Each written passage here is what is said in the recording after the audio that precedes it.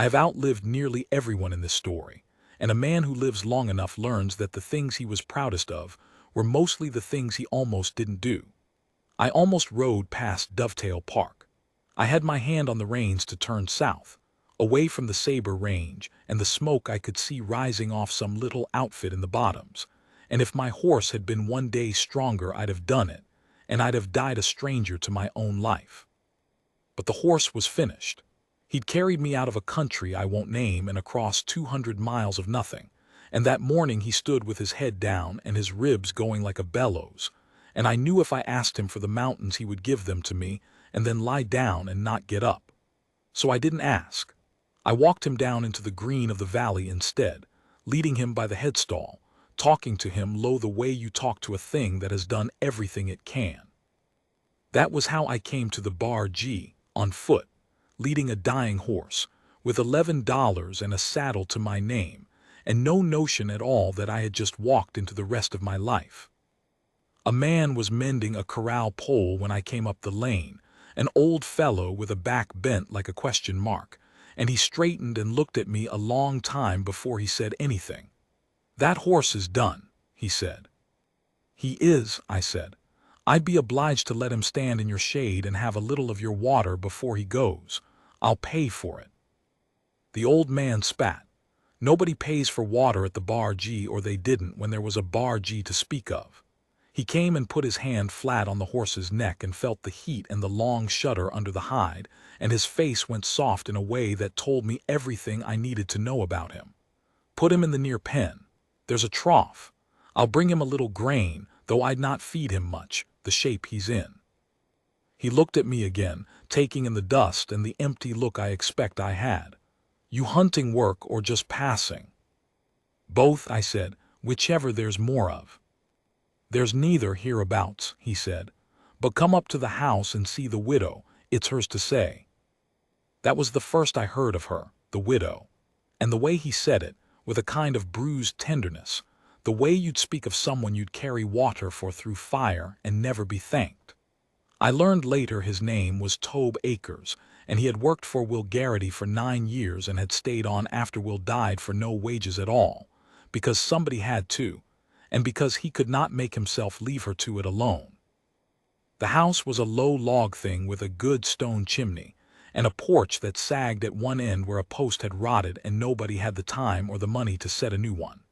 There were horses in the far pasture, fine ones, more than I'd have expected on a place that looked as poor as this, clean-limbed, deep through the chest, the kind a man builds slow over years and grieves to sell. And on the porch, with a rifle leaned against the wall within easy reach of her hand, and a basket of mending in her lap, sat a woman who looked up at me with the flat, weighing, unwelcoming stare of somebody who had learned the hard way that most men who came up that lane wanted to take something from her. "Ma'am," I said and took off my hat. "You can keep walking," she said, "if you've come about the note. I told Mr. Prout I'd have the words from him direct or not at all, and I'll not have his errand boys on my porch." "I don't know any Mr. Prout," I said. "My horse gave out. Your man let him into your pen to die in the shade, and I came up to thank you for it and ask if there's work." Something in that turned her. Maybe it was that I'd named the horse first before the work. She set the mending aside and stood, and I saw she was younger than I'd taken her for at a distance, young to be a widow, young to have that much hardness laid over the top of her like a second skin she'd grown because she'd had to. "There's no money for a hand," she said. "I'll be plain so you don't waste your boots. I can give you a roof and a meal and standing for your horse till he mends or dies, and that's the whole of what I've got. I'd not blame you for walking on. What is it you'd want done, if there were money?" She looked at me the way a horse trader looks at a horse, at my hands mostly. Will gentled mustangs and crossed them to a thoroughbred stud he traded 3 good cows for. There's near 40 head of green stock out there worth more than this whole valley if a man could get them broke and sold before the snow. I can't break them. Tobe's too stove up. The 2 hands I had quit when they heard Prout was calling the note, on account of nobody wants to work for a place that won't be a place by spring. She said it without a tremor, like a woman reading off a list of weather. So if you're asking what I'd want, it's that. 40 head, gentle and saddle broke and fit to sell by the time the pass is close. I have broken horses since I was a boy. It is the one thing I have ever been able to do that I was sure was worth doing. I looked out at those green broke colts moving in the far pasture, the way they carried themselves, and I felt something I had not felt in a long time, which was the simple wish to put my hands on good work. "I'll break your horses," I said. "For a roof and a meal," she said, half a warning like she thought I hadn't heard. "For a roof and a meal," I said, "and the standing for mine." She studied me one more long moment. "What's your name?" "Silas Vance." "Where are you from, Silas Vance?" "Behind me," I said, "and I'd as soon leave it there." I thought that might end it. Instead she nodded once, slow, like a woman who had a country behind her too that she didn't care to walk back into. "Nell Garrity," she said. "There's a bunk in the barn loft we'll build. Supper's at dark. You'll wash before you sit at my table." And that was the whole of our bargain that first day, though it was not the bargain that mattered, and the one that mattered was still some weeks off, and I'd have laughed in your face if you told me it was coming. My horse lived. I sat up with him 2 nights running, walking him when he wanted to lie down too long, and on the 3rd morning he lifted his head and took an interest in the grass, and Tobe came and looked and said, "Well, I be damned," in a tone of real wonder. And after that the old man decided he liked me, which was no small thing, because Tobe Acres did not like easily, and what he gave for keeps. I started on the colts the next week. They were good stock and they had been handled rough, somewhere in the gathering before Will got them. They had learned to fear a man before they learned to trust one, and that is harder to undo than starting green. I did it the slow way, the only way that holds. Hours in the pen doing nothing, letting them come to the smell of me, asking small and rewarding quick, never picking a fight I couldn't finish soft. Nell watched from the rails the first few days with her arms crossed and her jaw set, waiting, I think, to catch me whipping one or cranking it down with a war bridle, the way the rough breakers did. When she saw I wasn't going to, she stopped watching with suspicion and started watching the way you watch a thing you're learning from. "Will did it that way," she said one evening, leaning on the gate while a little dun mare lipped sugar off my flat hand. Slow. The hands always said he was wasting daylight. "A horse broke slow stays broke," I said. "A horse broke fast breaks you, sooner or later, usually when you can least afford it." She was quiet a moment. Then, "That's how he died. A black gelding he'd had no time to bring along proper because Prout had moved the note up and he was trying to get stock saleable fast, threw him into the corral rail." She said it to the mountains, not to me. "I told him to go slow. I told him there was no horse worth it. He laughed at me." A muscle moved in her cheek. "I have been so angry at a dead man that I couldn't breathe, Silas. There's a thing the preacher never warns you about." I knew that thing. I knew it the way you know the shape of your own hand in the dark, but I didn't say so. I had not told a living soul what was behind me, and I did not mean to start.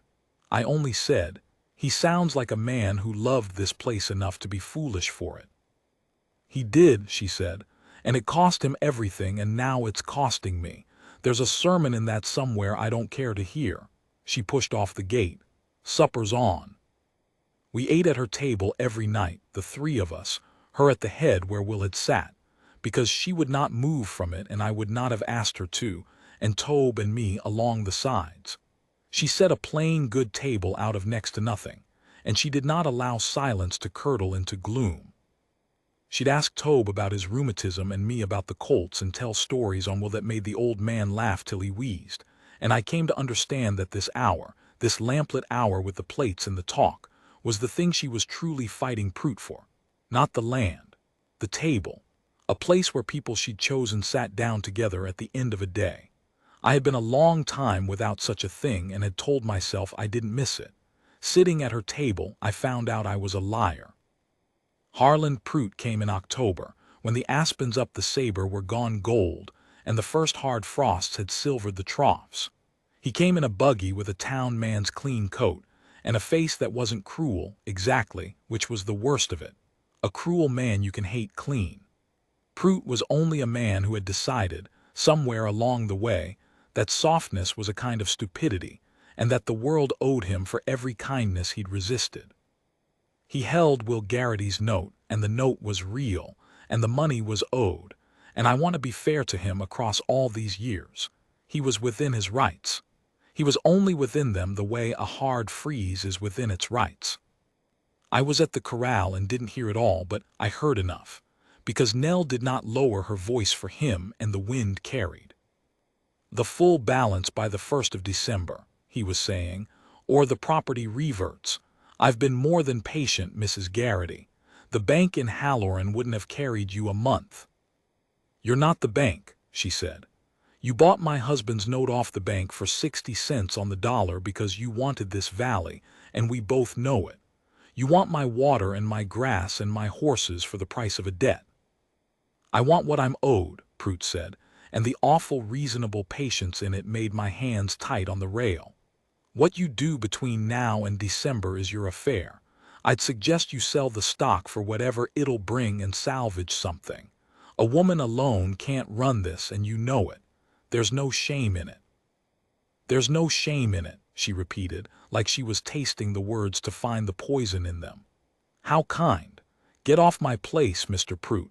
You'll have your money on the 1st of December, or you'll have the land, and I expect we both know which you're betting on. But you'll not have it a day early, and you'll not have it with my thanks. He looked past her then at me at the corral, and at the colts behind me, and I watched him count them and price them in his head, and I understood that he was not betting on the money at all. He tipped his hat to her, very correct, and drove out, and the dust hung in the cold air a long time after he was gone. That night Nell didn't tell stories at the table. She moved the food around her plate, and at last she set her fork down and said, to the lamp more than to us, I've gone over it every way there is. Even if Silas gets the whole 40 broke, I can't get them to a buyer that pays real money before the 1st. The Army remount man doesn't come through Halloran till spring. The locals will smell I'm desperate and offer me cull prices, $12, $15 a head, and that won't cover half of what's owed. Prout knows it. That's the whole of his patience. He's not waiting for money. He's waiting for the snow to do his work. Tobe stared at his plate. There's got to be a way to hold past spring. There isn't, she said. Not as it stands. And she looked at me then across the lamp, with an expression I had not seen on her before, not the hardness, not the weariness, but something measuring and reluctant and a little desperate, a woman about to do a thing she'd turned over 100 times and hated. Tobe, give us the table a minute. The old man went and pulled the door to, and it was just the two of us and the lamp. There's a clause, she said. Will's father wrote the original deed, the homestead pat, and there's a clause in it, old foolishness, the kind they wrote in those days. The patent and the water rights stay whole only so long as the land's held by the homestead family. A widow holds it. But if I sell off pieces or partner it out to settle a debt, Prout can argue the patent's broke and take the water rights clear, free of the note even, through the territorial court. He's got a lawyer in Halloran already drawing it. The land's worth nothing without the water, and he knows that too. She drew a long breath. But the clause holds the land whole for the family, for a husband and wife working it together. If there were a man on this place whose name was on the deed beside mine, a husband, then it's a family holding, whole and protected, and Prout can't touch the water no matter how the note falls. He'd still have his money owed, but he couldn't take the valley out from under me through the court. He'd have to take cash or take nothing. I sat very still. I am not a quick man, but I am not a stupid one, and I saw where the road was going before she said it, and I felt the floor of my chest drop out. I'm asking you to marry me, Nell Garrity said. She said it the way she said everything, plain, with her chin up, though I could see what it cost her in the white at her knuckles. Not, I want to be clear, Silas, because I'll not have you misunderstanding me and I'll not have you pitying me. I'm asking for a name on the deed, a signature, a legal husband so the patent holds and the court has nothing to bite. Separate rooms. No claims on you, none, not of the body and not of the heart, and none on me. You be a partner in the place, A real partner, an honest share for honest work. If we save it, it's half yours, and that's not charity, that's wages I can't pay any other way. And if we can't save it, you ride on in the spring no worse than you came, with my thanks, which is poor coin, but it's true coin." She stopped. Then lower, the only crack she let show. "I've no one else to ask. The hands quit. Tobe's too old, and it'd have to look right, and an old man wouldn't. I know what I'm asking. I know how it sounds. I've hated the sound of it for 2 weeks. But I will not hand this place to Harlan Prout, because the law thinks a woman alone is a thing to be picked clean. I want to tell you that I thought it over. I want to tell you I weighed it like a sensible man. The truth is plainer and worse and better than that. I had buried a wife. Her name was Ruth, and I will say it here because I have learned that the dead are only truly gone when we stop saying their names, and I have decided not to let her be gone. Ruth and a baby girl who lived 9 days, both of them taken by the same fever in the same week, in a sod house on a claim that blew away behind me after, and I had ridden out of that country swearing a thing that men swear and don't mean, and then find out to their cost that they meant, that I would never again let myself love a thing I could lose, because I had learned that you cannot keep what you love. I had learned it down to the bone. And so I had spent years being a man horses trusted, and people didn't, drifting, paying for water, wanting nothing on purpose so that nothing could be taken. And here was a woman offering me a roof and a place and a name, and asking in the same breath that I want nothing, no claims, none of the body or the heart. She was offering me, without knowing it, the exact shape of the life I'd built for myself. To belong to a place and a person, and still keep the door of my heart nailed shut so the loss couldn't get in. It was the easiest yes I ever said, and the most dishonest, because I told myself it was safe. "I'll marry you," I said, "on your terms, a name and a partner and no claims. I'll break your horses and hold your land and ask nothing." And then, because I am not entirely without honor, I made myself say the one true hard thing. "But you should know I'm a poor bargain, Nell. I've been married. I'm not a man who's good at keeping things. You do better." She looked at me for a long moment, and I think she heard more in it than I'd meant to say. "I'm not asking you to keep anything," she said softly. "I'm asking you to help me hold one thing the once. That's all." She put out her hand across the table, the way men do on a deal, and I took it, and her hand was rough and strong and cold, and we shook on a marriage like it was a horse trade. And in a way it was, and in a way it was the truest vow I ever made, and I didn't know it yet. Reverend Stott married us in the front room of the parsonage in Halloran on a gray morning, with Tobe and the Reverend's wife for witnesses. Nell wore a dark blue dress that had been her mother's, and she stood straight as a fence post and said the words clear, and I said mine. And when the Reverend said I could kiss my bride, we both went still as deer, because we had not planned for that part. And then Nell turned her cheek to me, and I kissed her cheek, very light. And her skin was warm, and she smelled of cedar and wood smoke, and something turned over in my chest that I shoved down hard and called the weather. We let the town talk. It talked plenty. A widow not 8 months in her weeds marrying a drifter with no past. They made it ugly in their minds and uglier in the saying. Nell walked through Halloran with her chin up and her eyes level and let it break on her like water on a stone. "Let them," she said, when I offered to do our trading in another town. "I'll not skulk in my own valley. They can think I married for a hand and a name, which is the truth, and be scandalized by the truth, which costs me nothing." But I saw what it cost her, the set of her shoulders coming out of the mercantile, and that was the first time I felt the thing I'd nailed the door against, a low hot wish to stand between her and all of it, the town and Prout and the winter, the whole world that had decided a woman alone was fair game. I named it duty and went on. We kept the separate rooms. She had Will's and her old room. I had a corner she'd partitioned off the main room with a curtain, a cot and a peg and a window. We were polite as boarders those first weeks, careful, each of us holding to our half of the bargain like it might break if we leaned on it. But you cannot work beside a person dawn to dark, day on day, and stay strangers. The work won't let you. The work makes you reach for the same gate at the same moment and learn the rhythm of each other's hands. And we worked. Lord, how we worked. The first snow came light and melted, and the second came and stayed in the high pasture, and we knew the clock was running. I broke horses till my shoulders were one long ache, and Nell worked beside me. She could ride anything once it was green broke. She had a soft, strong seat in good hands, and we'd pair up, me starting them and her bringing them along, riding the rough off in the long meadow while the light held. Tobe ran the chores so the two of us could stay horseback. We got 8 broke, then 15, then 20. The little dun mare turned out the best of them, smart and willing, and Nell took to riding her. And one frozen morning the mare did a clean spin and stopped that I'd been teaching her, and Nell laughed, really laughed, the first time I'd heard it, a startled bright sound, and pressed her cold cheek down against the mare's neck, and I had to turn my horse away and look at the mountains for a while. The thaw between us came on the way thaws come, not all at once.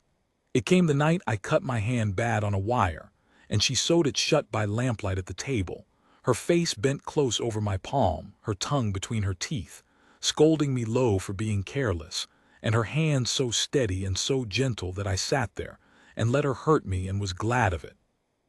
It came the evening I found her in the barn with her face against the dun mare's shoulder, crying without a sound, and I did not say a word, only stood with her till she was done, and then put another forkful of hay down and said, "Will would be proud of the place, Nell," and she said, "Don't." And then after a while, "Yes, thank you, yes." It came in the long suppers that got long again, the stories coming back, and one night she asked me, careful, like reaching toward a snared animal, "Will you tell me her name? Your wife. You don't have to, but I'd like to know there was someone you loved. It'd ease me to know you're not the kind of man who never loved anyone." I looked at the lamp a long time. "Ruth," I said, the first time I'd said it aloud in years. "And a little girl, 9 days, the same fever took them both." The room was very quiet. Tobe had gone to bed. "I'm sorry, Silas," Nell said, and she put her hand over mine on the table just for a moment, the way you'd cover a wounded thing to keep it warm, and took it back. We did not speak of it again that night. But the door I'd nailed shut had a crack in it now, and I knew it, and I lay awake on my cot behind the curtain knowing it, and not knowing what to do with the cold air coming through. The blizzard came the last week of November, and it came like the end of the world. It came up the valley out of the northwest, with no more warning than a falling sky, and a wind that went from cold to killing in an hour. We had the broke stock close in, but Will's good brood mares and the best of the young geldings, the ones that meant real money, remount money, the difference between paying Prout and losing everything. Those were up in the high meadow under the Sabre, 3 miles off, and in that wind they'd drift before it and pile into the box canyon at the head of the park, and in a true blizzard they'd smother there against the rock or freeze standing. "We have to bring them down," Nell said, already pulling on Will's old buffalo coat. "All of them. There's no money without them. Silas." "I know it," I said. I knew it the way I knew the cut of the wind. I also knew what 3 miles into the teeth of that storm meant, and I caught her arm. "Nell, a horse isn't worth your life. None of them, not the whole 40. She turned on me, and there were tears standing in her eyes that weren't from the wind because we were still inside. "It's not the horses," she said. "It's the table, Silas. It's every supper. It's 9 years of Tobe and the post we'll never fixed, and the place where I learned I could stand on my own 2 feet without leave from any man. I will not watch it go without a fight up there in the cold. Now are you coming or not?" And there it was, the thing I'd nailed the door against, come all the way in, because I looked at her in that buffalo coat with her chin up and the tears freezing on her lashes, and I knew, the way you know your own name, that I would ride into anything before I'd let her ride into it alone. The door wasn't shut. The door was off its hinges and gone. I wasn't her partner. I loved her. I had loved her, I think, since the dun mare did her spin and Nell laughed, and I'd been calling it weather. "I'm coming," I said, "but you stay between me and the rock the whole way, you hear? You don't ride ahead. If I lose sight of you in this aisle, I didn't finish it. You stay where I can touch you." We rode out into white. I have been cold in my life, but I have never been cold like that. The wind reaching through the buffalo coat and the wool and finding the blood. We went by feel and by the lay of the ground. I'd learned breaking horses over it all fall. The dun mare under me because she was the steadiest. Nell on Will's old roan that knew the high meadow blind. We found the brood mares already drifting, tails to the wind, heads down, and we got behind them and pushed, hollering into a wind that ate the sound, working them down out of the meadow toward the canyon mouth before they could pile into it. Twice I lost Nell in the white and my heart stopped both times, and both times the wind tore a hole in the snow and there she was, low on the roan's neck, driving a knot of mares ahead of her, and I have never in my life been so glad to see anything. It took us into the dark to get them down. We lost two young geldings that broke back into the storm, and we couldn't follow without dying for it. And Nell let them go with a sound like something tearing, but she let them go because she was brave and not a fool, and that is the rarest kind of brave there is.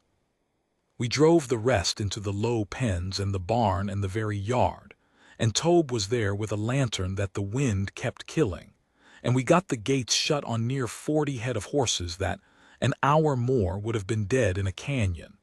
And then the three of us stood in the barn in the lantern light, white to the eyebrows, shaking, alive.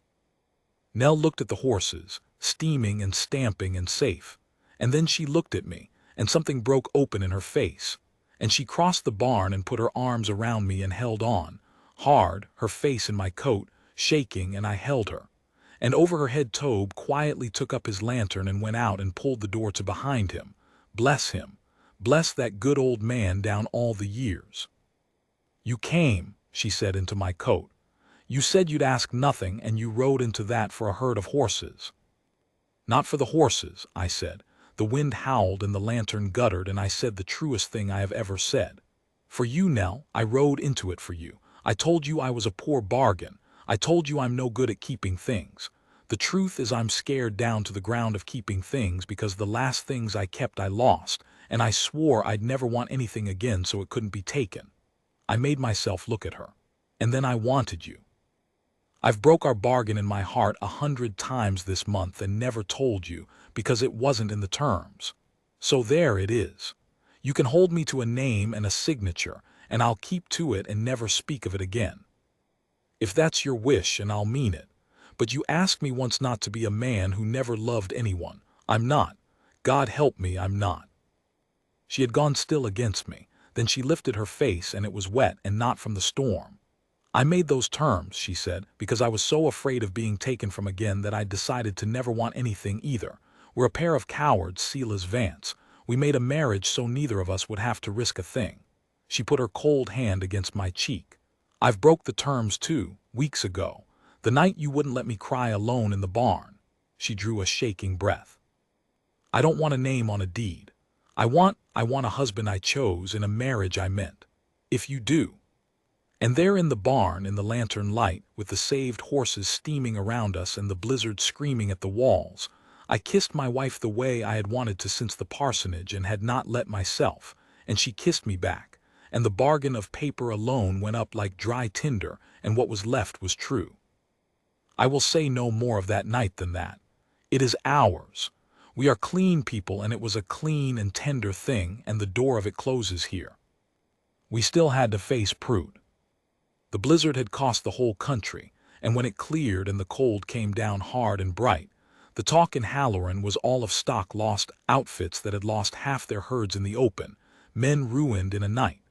And here came word up the valley, carried by the freighter who'd seen our pens, that the bargee had brought near every head down alive through the worst storm in 20 years. 2 people and an old man. It changed the town's tune some. It is a hard country, and it respects nothing in this world like it respects somebody who refused to die when they were supposed to. But respect doesn't pay a note, and the 1st of December was coming, and we had 40 head of broke and storm-tested horses and no buyer who'd pay before the passes closed. Prude had counted right, all those weeks ago. He was waiting for the snow, and the snow had come, and he figured it had done his work even if it hadn't killed the herd, because what good is a herd you can't sell in time? It was Nell who saw it. She was good at money the way I was good at horses, and she sat up one night with Will's old papers and the freighter's news, and she said, slow, Silas. The army lost remounts in that storm same as everybody. Whole strings of them, scattered or dead. The fort'll be short come spring, and they'll be short bad. And a quartermaster who's short doesn't wait for the spring buyer to come through on schedule. He sends a man out now in the cold to buy whatever sound saddle stock he can lay hands on, at top dollar, because Washington pays and the regiment has to ride. Her eyes were bright. 40 head of young, broke, sound horses that just prove they can take the worst weather this country's got. That's not cull stock, Silas. That's exactly what a short quartermaster pays a premium for, and thanks you besides. We don't take them to a buyer.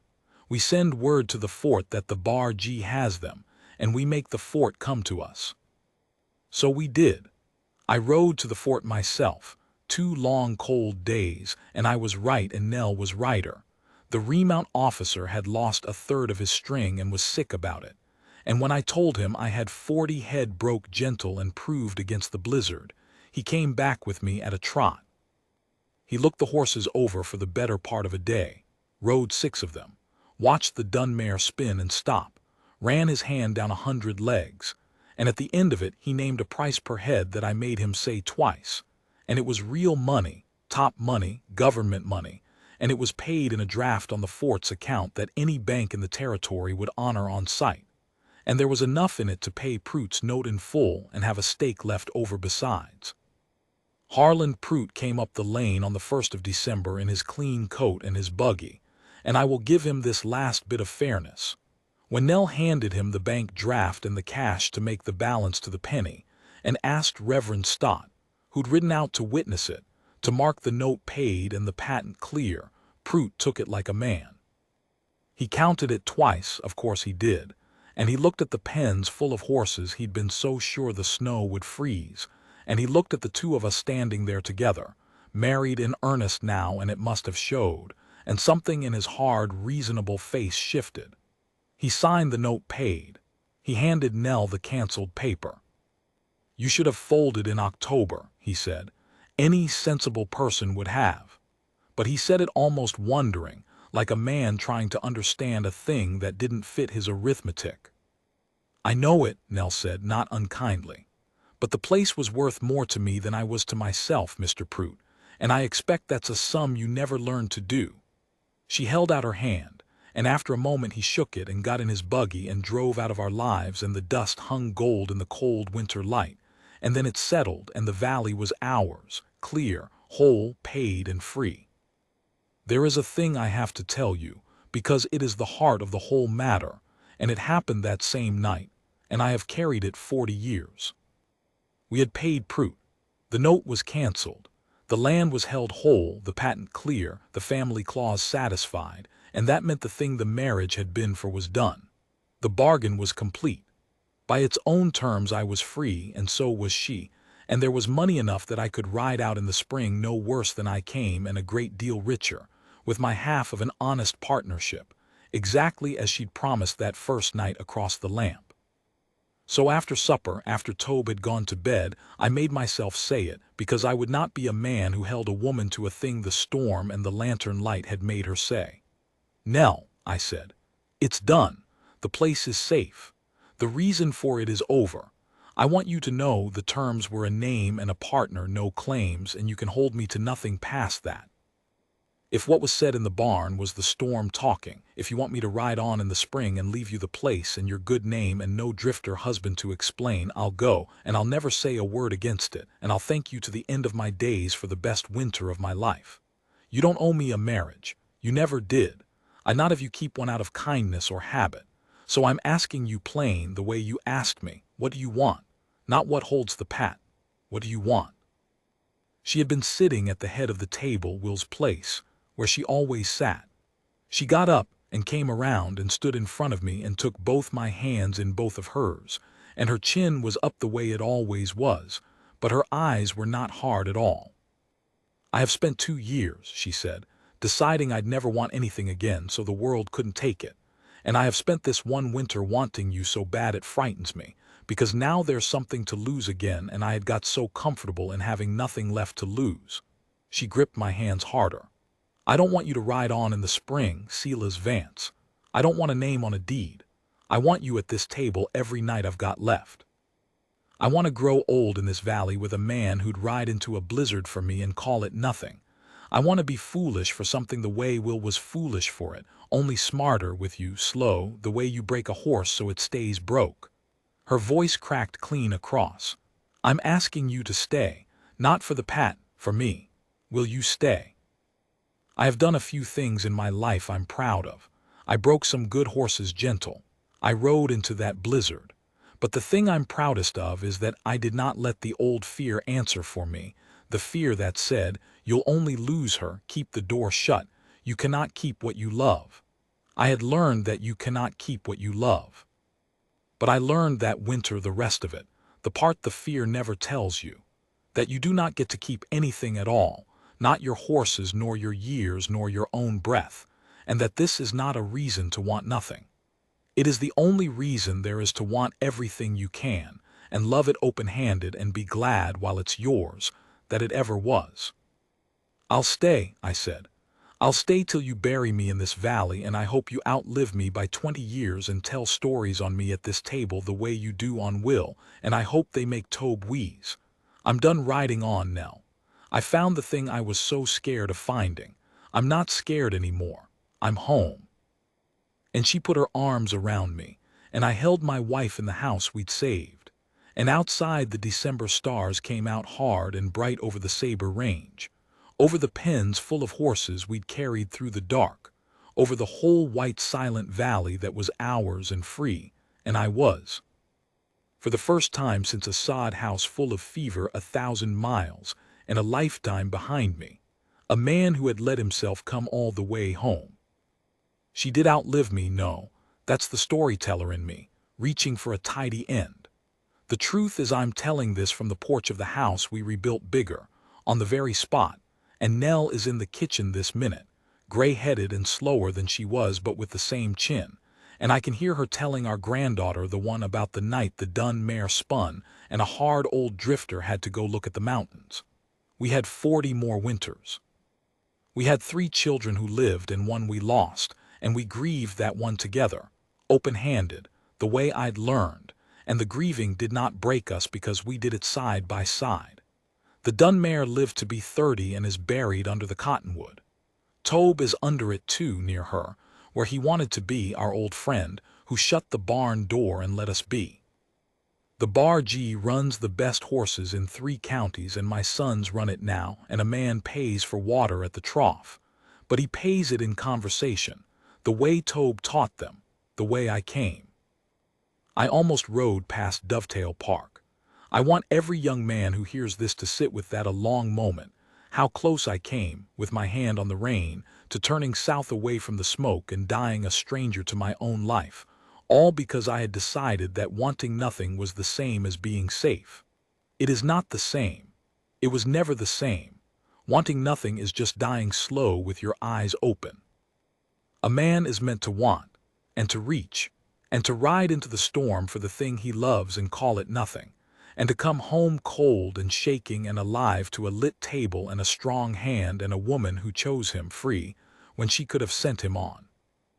A name on the deed and nothing more, she told me, that first hard night. It turned out to be everything.